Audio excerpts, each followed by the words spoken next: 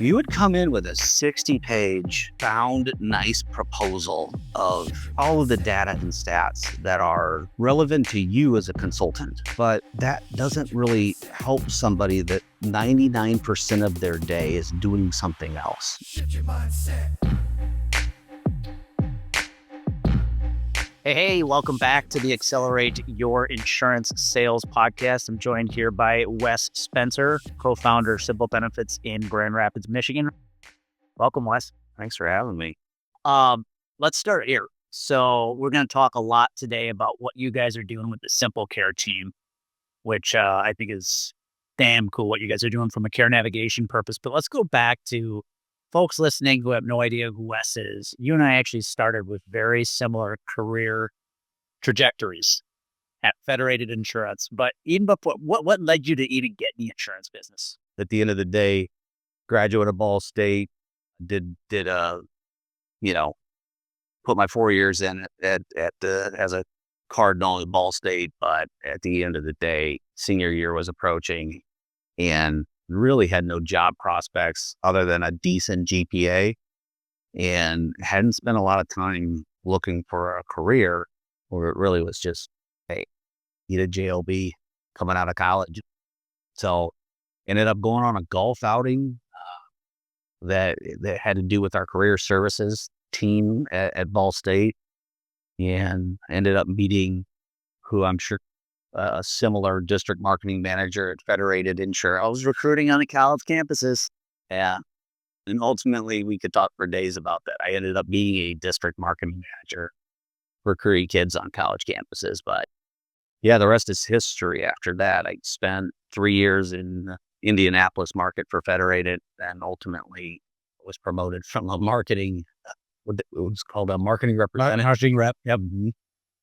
To a district marketing manager in Grand Rapids, Michigan. So Hence where you are now. here we are now. So I was curious, when you joined Federated, did you do the 9-month program, or were you more of a career hire 2 weeks? I did. And that's what I give a ton of credit to Federated, even still to this day. Unbelievable training development program. Probably one of the best in the industry. It has to be. Yeah. I mean, to truly put that amount of commitment into, for me at the time, was a freshly minted college graduate with really no industry experience other than I did a couple of internships throughout, junior, senior year, one of which was with an insurance carrier that strictly sold life insurance. And typically those are, hey, grab a phone book or your list of list of 100 friends, and go sell them some life insurance, make us some money as an intern. And by the way, we'll pay for your licensing. It's like, okay, cool. Dude, I thought I did the NML internship thing in the summer, one of my college years, one of my summer colleges. Yeah. I thought it was the greatest marketing ploy in the world. Yeah. Write down your 100 family and friends, because we know you're not going to stay. And now we got a list of 100. Oh, by the way, make the connection for one of our reps so that they can sell you some life insurance, and then maybe you get a cut, maybe you don't. But we'll at least give you an internship check mark on whatever is needed for your college career. And I think I made minimum wage at the time was like $7 an hour. And it was brutal. Dialing for dollars. This episode is brought to you by True Captive Insurance. What if you could take full control of your healthcare strategy without the financial burdens of traditional insurance? At True Captive Insurance, they make that possible. As the only captive in the nation that puts up the majority of collateral on your behalf, they provide financial flexibility from day one, making them an advocating partner for their customer success. True Captive's fully customizable plans and cost-saving strategies ensure you never have to choose between affordability and quality care. It's time to break free from the limitations of conventional insurance. Take the next step today. Visit truecaptive.com and discover a smarter way to manage healthcare. That is truecaptive.com. I remember going back to Federated. I was a 2-week career hire when I really should have been 9 months, because I was out of college, already started my career, but I did it for like a year and a half before I came over. They just needed somebody. But I did the 2-week thing. And, my big eye opener for folks who don't know, Federated's headquartered in Owatonna, Minnesota, which is not a big town. Apple. tough. I remember the first time going there for the 2 weeks, and they said, you got to be careful when you go out on the town. Oh, yeah. Because locals don't like people to work at Federated because they know how much money you make. They know you come from somewhere else, and they're going to try to find a way to get you in trouble. And I'm sure you have stories of people who didn't even make it out of training because they decided to do something stupid in public and all the time. Yeah, we had some burnouts. Well, that's funny you bring it up. No, you did 2 weeks. Imagine 9 months Where you're living. living there. Yeah. So I would say that's the downside of it. I give, again, full credit to their training program. I learned so much, not just in insurance, which is dry, and nobody really sets a life goal when they're in college to be an insurance marketing representative. No.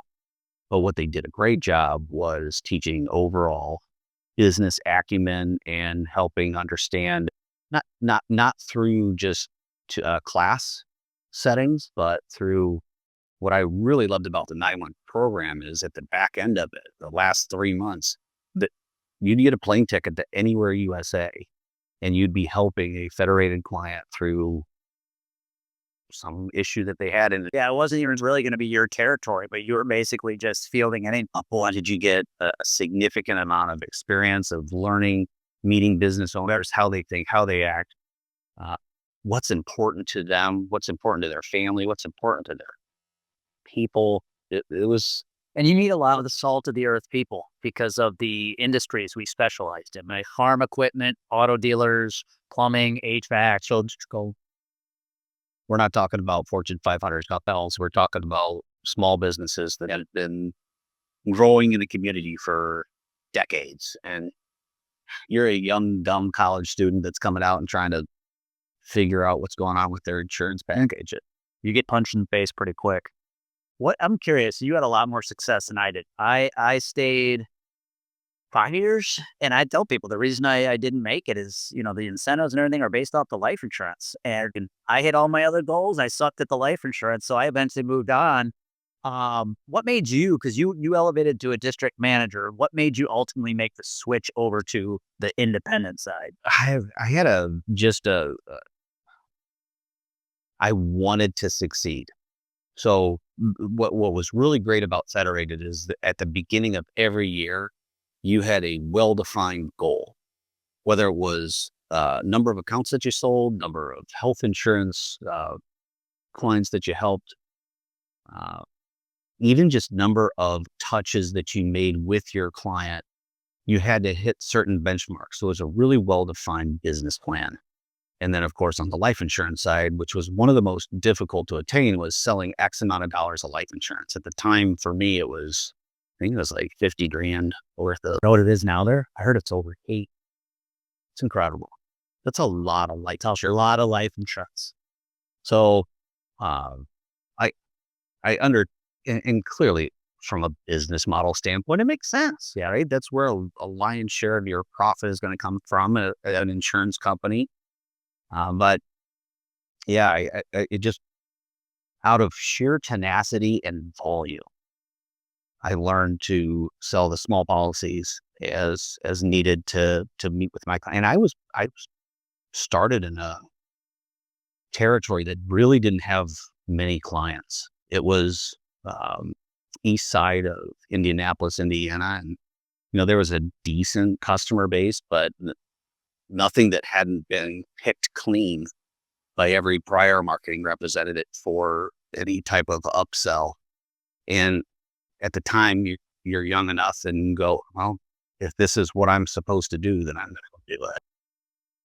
And yeah, made it a couple years doing that in and of itself, just trying to meet the goals that were set forth. And I think if you put a decent path in front of yourself, you can attain it just out of sheer volume.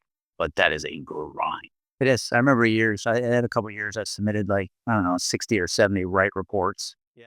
Which a property casualty, AKA is another term for quote. But yeah, it is a grind. I'm curious because I know when I left, I gravitated. I went to an agency. I got hired to start a benefits department for a P&C agency, but I still sold both commercial and benefits. But eventually I gravitated to benefits.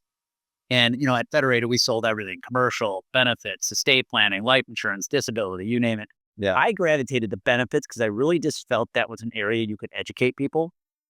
What made you, because you guys, Sympl Benefits today, your firm is benefits only. What made you gravitate to benefits? I think I don't think this, the reason we did this is because we saw that not just health insurance was broken, but the healthcare system was broken.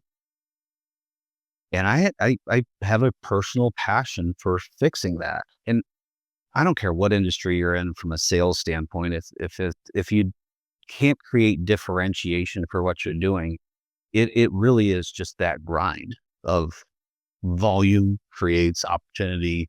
Opportunity turns into successes turn into income. But if you see a problem that can be solved, one of the challenges that we had, just even going back to Federated, it was absolutely a cookie cutter program. So it's Good health insurance. great health insurance. Unfortunately, RIP, right? No longer exists, but the ability for what is truly the consultant for a business to make change or make a recommendation with the insurance carrier when it absolutely makes sense just didn't exist in that direct writer market. You have to use the writers that are available. You have to use the underwritten rates that are available. In some cases, you could plead a case to get a couple points off of a renewal. But man, it got to the point where the underwritten rates didn't make sense. And it got really frustrating because what do all of us as consultants or representatives for our clients, what we really want to do is do what's right for our client. Yep. And so at the time, we were naive enough to think that the independent agency system has to be a better way, right? Because now, as an independent agent, I'm going to have the plethora of freedom to be able to sell multiple different competitive competitive programs for my client, and for sure going to find them the best solution. And quickly entering that space, you realize that it becomes more of a camp of each independent agency has its primary bread producer for their agents because of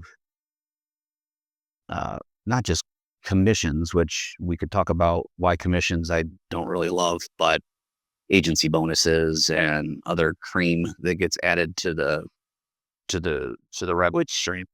Biases, advice the brokers give me. Yeah. So now I'm an independent agent, but the agency I work for loves and needs a specific insurance carrier to sell a couple more accounts or to grow that revenue a couple more points. And if you do so as an independent agent, you get a financial win. I didn't love that. That was one of my big eye openers moving to the independent side. It was like, holy cow, I got all these choices now, right? But at the end of the day, it was easy to get lulled into, but I'm going to sell so many Humana policies right now because if I can sell 10 more, I get to go on their trip. They're pretty good trip. And for me, it wasn't about me going on a trip. It was being able to tell my wife, hey, honey, guess where we get to go? Yeah. It's because is that was I getting the client the best? No, I'm not doing the right thing for my client. I just try to earn a trip for my bride and I to anywhere. So what, you brought up the problem, the passion. You and your co-founder, Jay Ofield, what would you say you guys are really passionate about solving right now? Yeah. You guys are here in the Western Michigan market. What fires you guys up? Yeah. So again, we exclusively do health insurance for employers, private employers that are looking for ways to fund a benefit program for their employees' families. And just like any other insurance broker over the past couple decades, the deliverable to the employer was, hey, there's either going to be an increase in cost or we make it a net neutral and increase your employees' patient responsibility at the time of the claim or some blend therein. And Nobody was talking about the actual cost of healthcare and if that was appropriate for the services rendered. And in any other market, the appropriate price for a service rendered is in here in the US, it's determined by competition. And there's just, And it's clearly stated before you purchase it. yeah, there's just not a lot of transparency to begin with. And I know we've gone through several uh, regulatory changes to try and fix that, but just with any regulation, the industry will find its way to respond. Yeah. And so our way of truly fixing that, and what I'm passionate about, is it's literally at the case level. So if a member needs a shoulder surgery or a knee surgery, and our team can help that member understand their choice and create competition amongst healthcare providers, not for competition, but for allowing that member to understand their best choice. Yep. Because we don't get involved in the quality of healthcare, but we certainly get involved in what is the list price and what is the net price of what this service is going to be required to pay at the end of the day. And that net price is going to be split amongst the employee and their family, in either deductible or coinsurance or some form of a copay. And then the remainder is going to be paid by the employer. Even if you're fully insured, that net payment is going to result in a premium increase at some future state. So we looked at it as, if the cost of healthcare is the problem, and we're in a state that's actually pretty darn competitive. You told me that the provider they charge is pretty fair compared to other parts of the country. Yeah, but that's all relative. And what my argument is, if there's no competition, what does the introduction of competition look like? And if there is a willing care provider to do it at a lower amount, why are we not considering that? Take imaging, for example. It's a pretty routine process. I believe there's 40 million MRIs done across the country. So we're not talking about anything that's ultra complicated or specific. This is taking a picture to find out and support a diagnosis. Those can vary even in the state of Michigan that has low rates, that maybe other states are going to be frustrated with this number, but it's going to cost $2,000 to $3,000 at a hospital, probably much more in other states. But we have independent MRI facilities that can do it for less than 1,000, less than 500 in some cases. So why in the world are we not incentivizing the members of our health plans that are ultimately paying for this to consider that there is options? The typical path is, I talk to my primary care. Yep. My primary care refers me to a specialist. If that specialist needs a MRI, they refer to the hospital's ecosystem's MRI facility, and that's where we have a problem. That MRI is going to cost triple or maybe 4 or 5 times what it should for the exact same picture. Yeah. Well, and to that point, if that primary care doctor is owned and works for a big healthcare facility, you know damn well where you're getting referred. And that's what we've seen. I'm sure every other state has seen this as well, but in Michigan, it's become incredibly prevalent. Well, you said, you're in a market. I thought this was interesting. You told me offline. I want to make sure I repeat this correctly. Did you say 60% of the employer market's controlled by Blue Cross? Yeah, But that if out of every 10 employee holds the Blue Cross logo on the card. Yeah, a recent article in Cranes, they do a good job of really shedding a light on what the fight is that's occurring here in our state. It's not a new fight. It's hospitals think that they're not getting paid enough. Insurance carriers think that they're paying too much.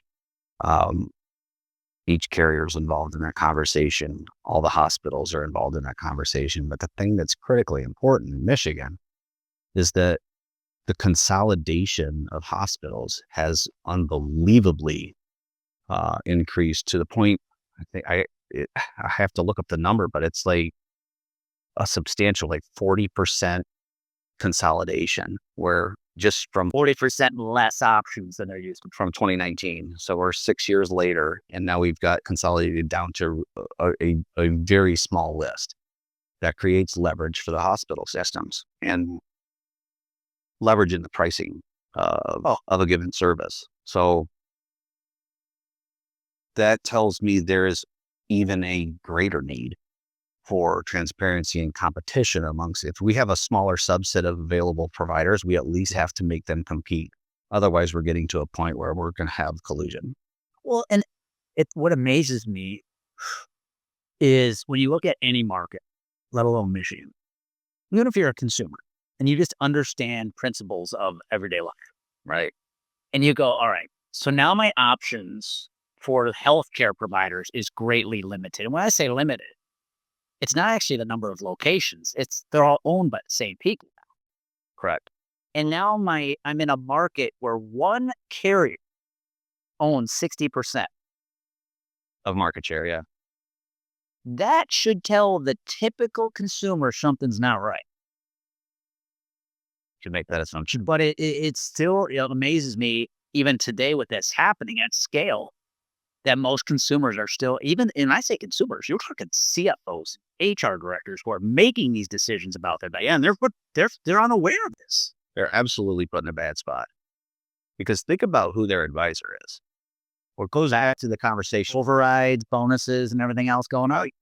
So if I'm an independent agent consulting to a CFO, and my agency boss just told me our pony that we're going to ride this year is ABC Insurance Company,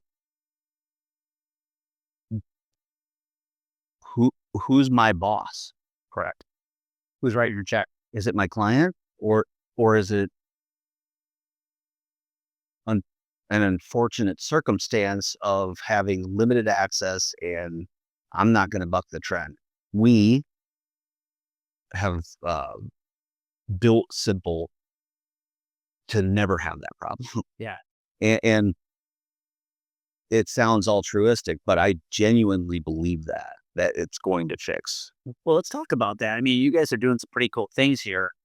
And it's funny you talk, I don't know how the Michigan market works, but there's still markets out there where brokers get paid a percentage of premium, sure. And again, if you just think of that from a holistic view, that doesn't make sense. So I'm relying on you to give me good advice. You're my broker, but you're making a percentage of every dollar I spend on health insurance. Yeah. So what do I make? Things when I get a 10% increase. You get a 10% pay raise. Nailed it. On top of that, you're getting paid by the carrier who's raising the rates. I used to ask clients, would you trust your accountant if they got paid by the IRS? No, it's a fascinating question, right? But that's how we still get paid in this industry, right? So let's talk about Sympl. So I'm going to put this up here. It's Sympl with a Y, not Simple. No E at the end. Correct. Yeah. Well, and I was curious, what's behind the name? What was the it's just as any other young company trying to start off. It's funny. We understand the word simple. We wanted to be different. We wanted to be able to say, hey, make this recognizable. But at the end of the day, our job is to simplify the decision for either a member who's having a healthcare decision. Where do I go for healthcare? Where do I buy this prescription? Or where do I fill this prescription? But same with an HR director, same with a CFO. How do I make this decision with simplicity and transparency so that it's not overly complicated? I've been through, and even at Federated, I can imagine you remember these days. You would come in with a 60-page bound nice proposal of all of the data and stats that are relevant to you as a consultant. But that doesn't really help somebody that 99% of their day is doing something else. I need that data, and we have great actuaries. We have analytics tools that are unbelievable. With AI innovation right now, we have more real-time data on what is happening with any given group than we ever have before. And it's going to escalate exponentially. But I think the point you're making is a lot of that data helps us look good. We look, yeah. Does it actually help the end user make a confident decision? You can baffle them with BS is what I say. And the numbers can make numbers say, Oh, it's fascinating how much in any one given situation, we can have the exact same carriers with 3 different brokers. Their numbers are different than my numbers. And it never should be that way. It should be accurate. It should be the exact same for each one. So our job, especially for the decision makers, is just to make the overall 10,000-foot view vividly clear. Yeah. What I think you guys have done a good job with the Sympl Care approach, which is what I'm going to talk about. Well, that's the second part of simplicity. When we're going to hit there, because here's where I remember when the fad in our industry was health and wellness. Oh boy. The wellness programs, the 10,000 step programs, the smoking cessation program. You know what I think we've all learned? Guess what? People have health insurance to use it.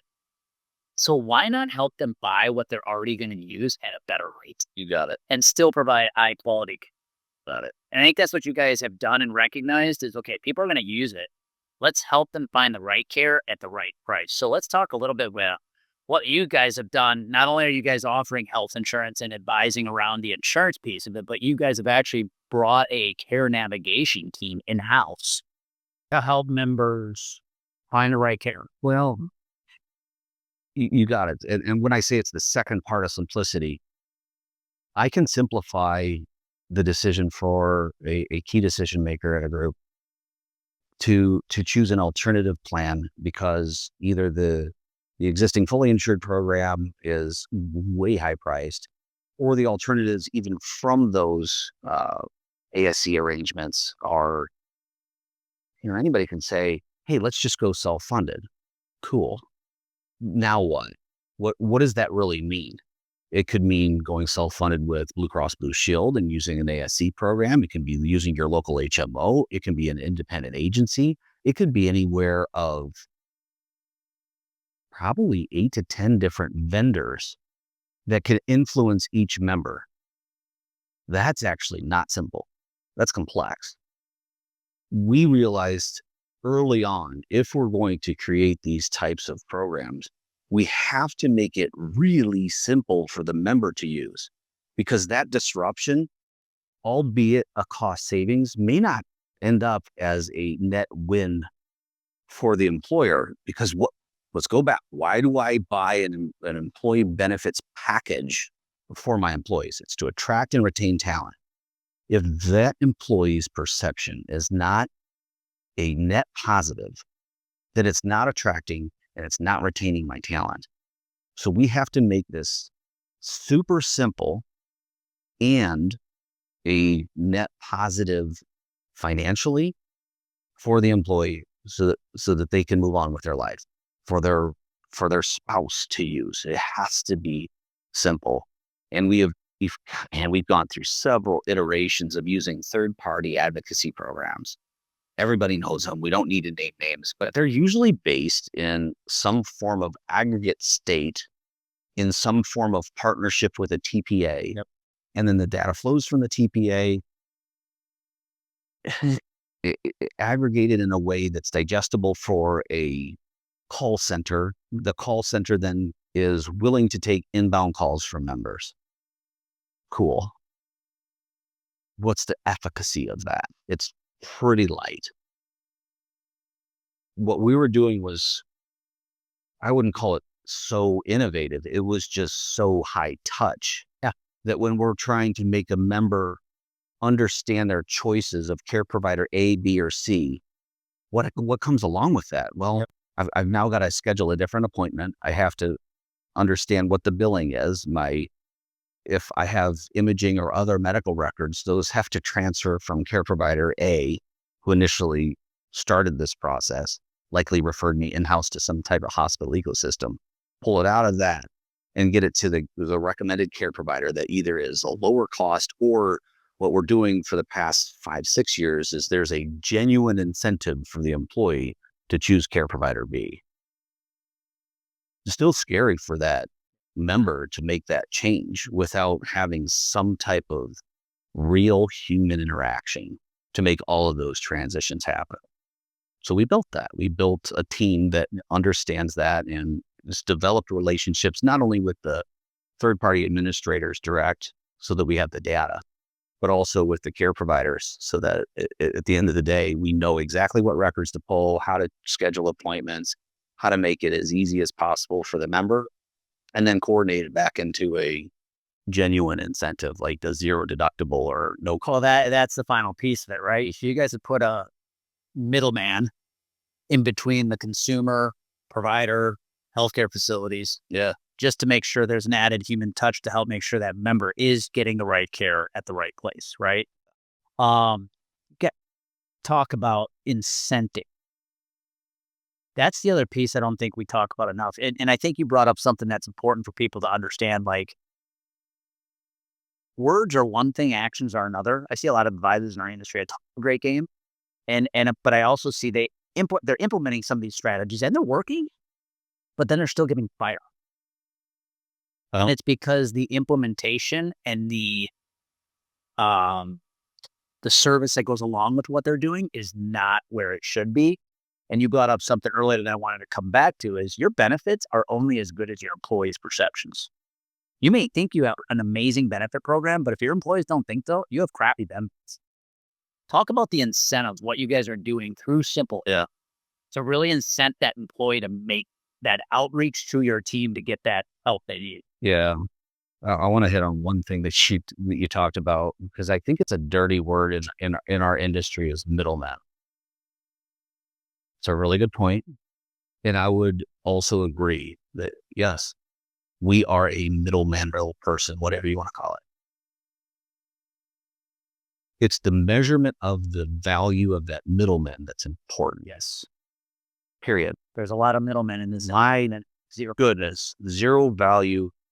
I mean, we all can talk for days about pharmacy benefit managers and really what value do they provide? Or is it actually a disadvantage to be partnered with a pharmacy benefit manager because they not only are not getting you discounts, they're buying and making markups and creating spread and frankly cost sharings with other middlemen to glean revenue. So I don't take offense to that middleman, because I think there is absolutely a need for help in this industry, because most folks, like I said, 99% of their day do not think about this. Well, and maybe a better way to say it, how I said it was, it's a different version of what we might refer to as middlemen, because you only have one goal. It's to help the consumer, and you have no missing. It's the alignment of the incentives. So the way that we get paid, carte blanche, we get a fixed fee from our clients. So we get a fixed fee for our consulting, which is value is subjective, right? Is my consulting for you as an employer valuable? That's subjective. Our services that we provide from a Sympl Care standpoint, it's a fixed fee. The employer pays it on behalf of their employees. So I am now your representative to help you. I am not getting paid by any other source. I am here to help your employees. That paradigm in and of itself changes everything, right? Now we have to have a willing employer that sees the value in providing that. Our clients see the value. Now, okay, so the incentive. When we make a change to try and use alternative choice programs for a given member, you're bucking the system of what was built for a healthcare provider, a healthcare ecosystem to keep the chain moving. Primary care to specialist to MRI imaging center to a facility that's owned by the hospital, ultimately to get a surgical procedure performed, and all of that flows into one hospital ecosystem. That's current state, and that's honestly how the industry has progressed over the last 20 years. Nowhere along the line is there anybody that stop and pump the brakes and say, is that MRI better sourced somewhere else? There truly isn't in that current model. That's where we step in. Same way with a surgical center, same way with choosing a specialist, even a early onset second opinion, free of charge, paid for by the health plan to make sure this path of care is actually the right path of care. The plans that we create have these incentives for the employees to pump the brakes and go, hold on a second. Is it the correct path of care? So free second opinion. And then if that second opinion either confirms it, or let's say that the second opinion confirms it's the appropriate path of care, then within the plan, think about the difference between, well, we use the example of an MRI. Why in the world would I have the exact same benefit for the member that went and had the exact same picture taken, but one costs $350 and the other costs $3,500? There should be an incentive for the member to choose $350 over $3,500. And so that's what we've built into these plans is if you choose $350 to date, it's still waive your cost share. Out of pocket waive, right? Yeah, there's no deduction. The choice to go pay $350 or $3,500, which by the way, my plan is paying primarily. Yep. But if I It depends on your patient responsibility. If you got a really low deductible, it might. But to your point, today's world versus they probably got a $2,500, $3,000 deductible plus. But if I choose a $350, I don't pay anything out of pocket. Sounds like a good set on me. Yeah. So now, okay. First of all, we have to alert the member that this option even exists. Yep. Second of all, we have to convince that member to understand that that choice is no different than making a choice between buying a Chevy or a Ford, right? You have choice. And by the way, you have this opportunity to have it for free, or you can have your deductible and co-insurance apply. That's where our team steps in and just make sure that the employee is really educated, because they just unfortunately don't get that from the care provider side. And it's truly lackluster from the plan side. And every plan, every carrier has developed some form of an app, but the adoption rate of even downloading the app is in the. Well, why that doesn't work? You're still requiring the member to do all the work. It's them Do you taking think that action. consumers are going to do the work to become better consumers, especially of healthcare? It's not going to happen. And genuinely, we learned that early on too. We went into this with all the right motivation, but in the first couple of years, we're like, we have a zero deductible plan that we've built. Why in the world is nobody engaging with this? Yep. And it was purely because, well, it was two things. The care providers had no idea. To the best of their ability, they were probably doing what they were either told to do by their hospital ecosystem, or they were just comfortable with the referrals that they were making before to a given care provider or to a given pharmacy for sourcing a medication. What we learned very quickly is that we need to have that integration with the third-party administrator so that we have real-time reports, starting with like prior authorizations. So anytime you're going to have a major surgery or a major, even something like an MRI that's high cost and potentially high volume, prior authorization is required, which essentially means that the doctor has to ask the insurance company, are you going to pay for this or not? Will those reports come to a third-party administrator for any of our clients?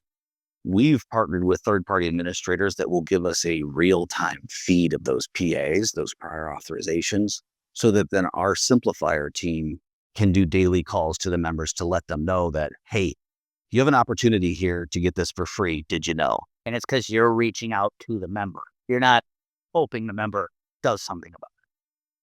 Talk a little bit. You gave an example in one of your webinars. I don't know if you can recall it. It was an ENT, ear, nose, throat service. Oh, Where it was same doctor. Yeah. But two different locations. Talk about that a bit, because when we're talking about different healthcare facilities charge different prices, that's even true when a doctor. The same doctor provides the same service at two different facilities. Yeah, it actually happens more often than you think because these, if it's an independent care provider, doctor, specialist, they may be credentialed, which means they can perform surgeries at a given facility, or they might be at multiple facilities.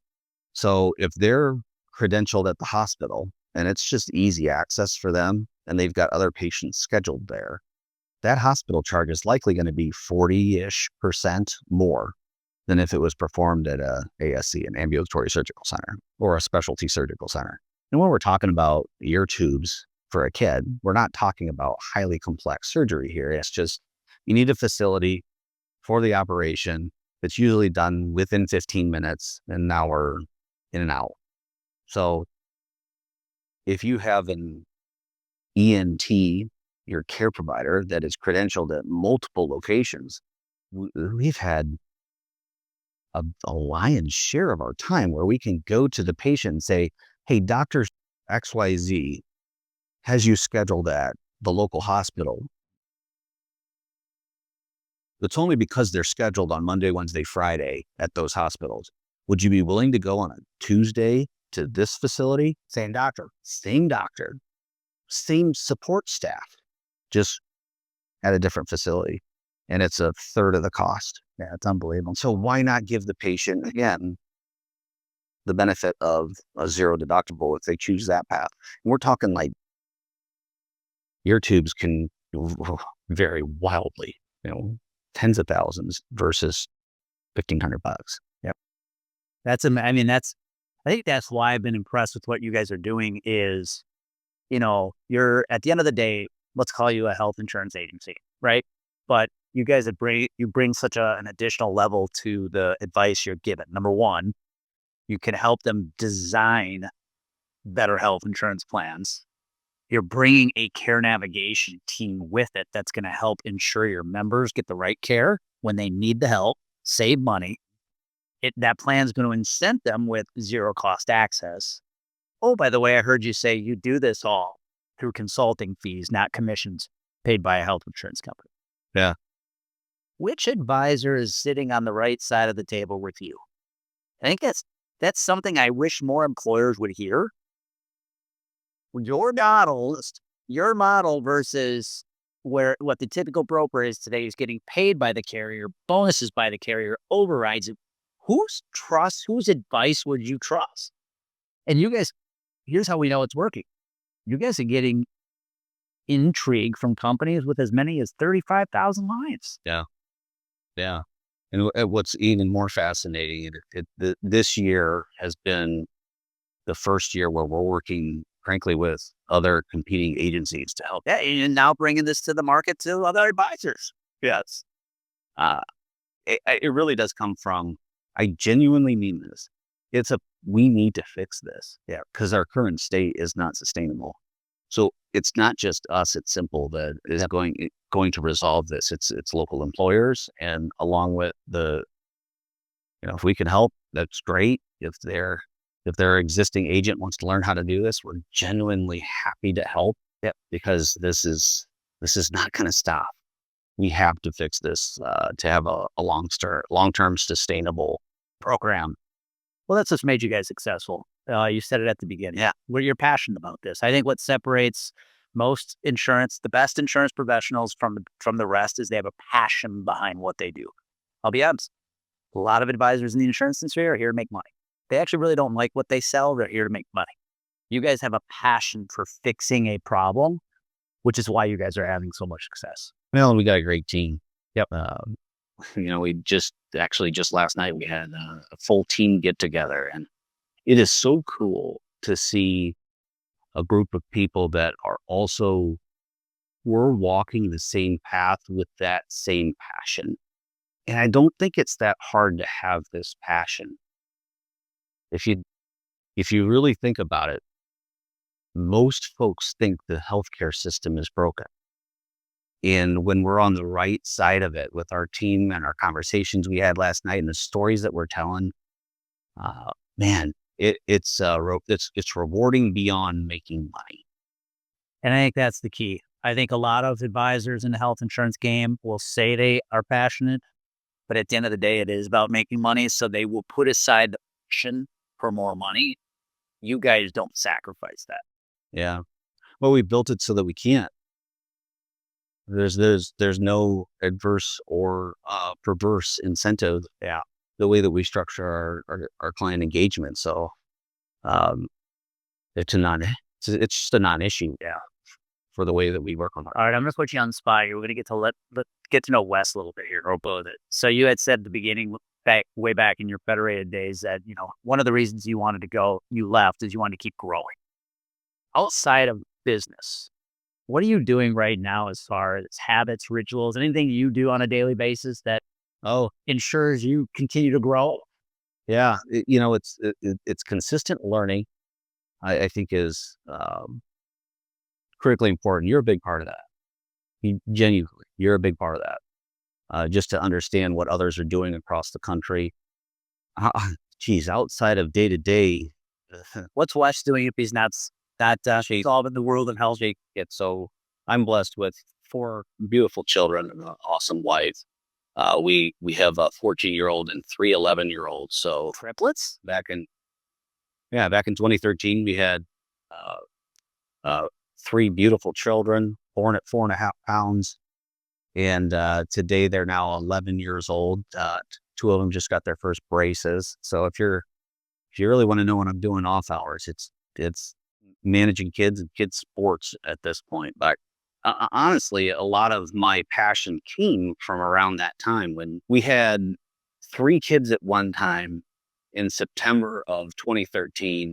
And at the time we had a just over a 2-year-old, and they were, thank God, it was a healthy pregnancy. We basically made it to Heidi, my wife. I didn't. She did a great job. I was just there giving high five, just cheering her on. Yeah, but made it to decently full term. But my daughter Penny, who is one of the triplets. So there's my boy Gage, and then Penny and Maya are identical twins within the triplet group, which is crazy, crazy dynamic. But then Penny was born with a congenital heart issue, with a hole in her heart, VSD, that required medical intervention. At the time, as you're in the NICU, we spent about 2 weeks in the NICU, just because they were born at a lower birth weight. But Penny was not making progress, and she spent about a month in the NICU, and ultimately the diagnosis was VSD. And you have really 1 of 2 choices: wait for it to close up, heal itself, and that for us did not happen. So around 18 months of age, we had a consult with a local hospital and cardiologist unit. They recommended immediate surgery, literally within a week of when we had this consult. 18 months. And that's a heavy burden for any parent. When you hear that and you're in the consult room, and Penny was with us because she had just got done having an echo, and we're in the room, and the cardiologist said, "Yeah, it's time. When can we schedule you? Let's get her going. Let's fix this issue right now." You're kind of in shock. Yeah. You don't have time to make that decision. You're in shock. You're seeing stars. So consult wraps up.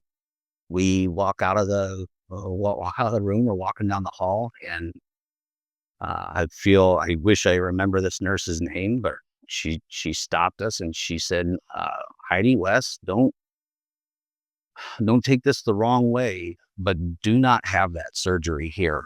And that was pretty heavy. Yeah. So, she ended up giving us a referral in that same hallway to talk to Dr. Romano at CS Mott, and who ultimately performed the surgery successfully. We're now nearly 10 years later with a full recovery. But you think back on that and go, what if? I'm sure it could have went all like, yeah. I'm sure it could have went fine.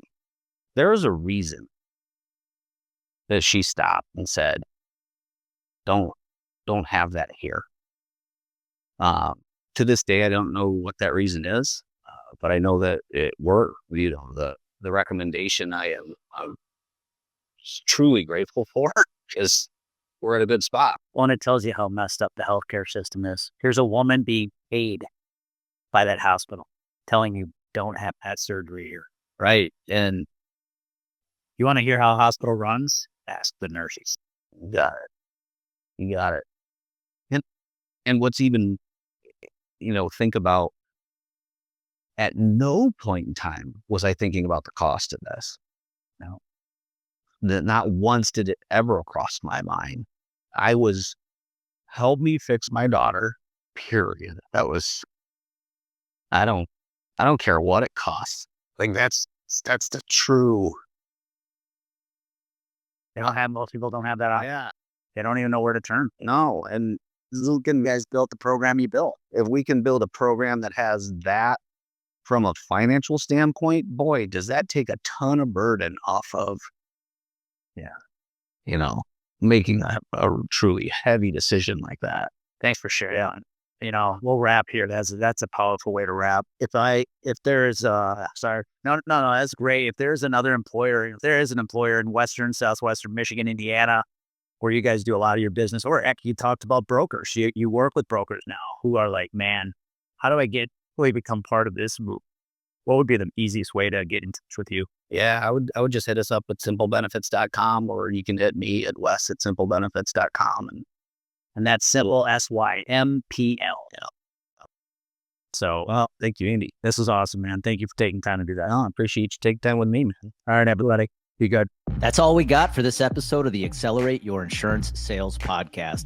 One of the most valuable things you can do to help us and other new potential listeners find our show is for you to rate the show and leave a review. So as a special bonus for you, if you leave us a review, take a screenshot of your review and send it to me as a DM to my LinkedIn profile. I will send you a free copy of our LinkedIn Diamond Playbook, our proven 4-step strategy to grow your business on LinkedIn. So go right now, leave us a review, screenshot it, and send me a DM on LinkedIn. Also, please share this podcast with anyone you think would enjoy it. That's it for now.